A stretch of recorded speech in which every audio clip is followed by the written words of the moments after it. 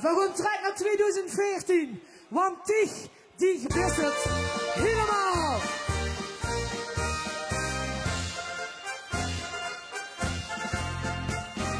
Die is het helemaal. Die is toch echt het allerschönste in mijn leven. Die brengt mijn hart op hoog. Als ik toch is het alleen dat te beleven. Dat is niet over aan het leven wie de allerschönste weet. En dat gilt. Terwijl Katja nog even doorgeeft op het podium, heb ik een verrassing. Zometeen de Toddenzak op het podium. De allerlaatste. Ja, allerlaatste, ja inderdaad. U bent er vanmorgen wakker geworden. Ja, wel een beetje anders, raar.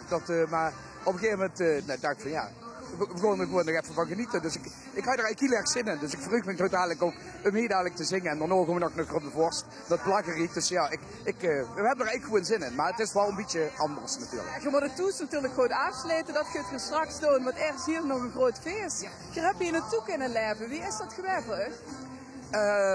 Het was niet een bewuste beslissing om te stoppen. 22 jaar, 2 keer 11.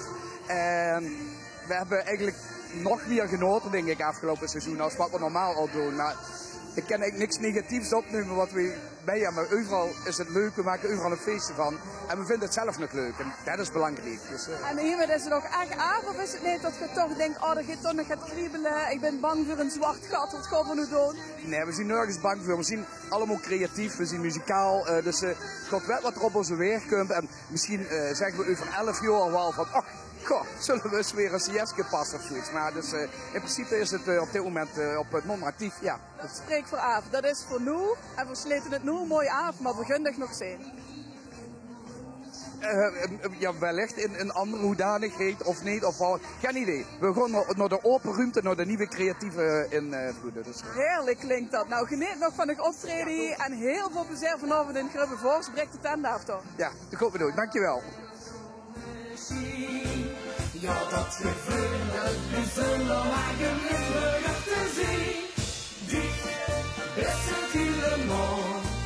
Die is toch echt het allerschönste in mijn leven. Die brengt mijn hart op hoog. Als ik toch is het alleen dat te beleven. Er is niet proeven aan het leven wie de allerschönste weet. En dat gevoel dat sticht niet is, zo zal het altijd moeten zijn. Die is het helemaal. Die is toch echt het allerschönste in mijn leven. Toch dat we weken, maanden tot een jaar. Voordat ze in de gaten het zo wist ik weer daar. Allemaal! Die is het helemaal.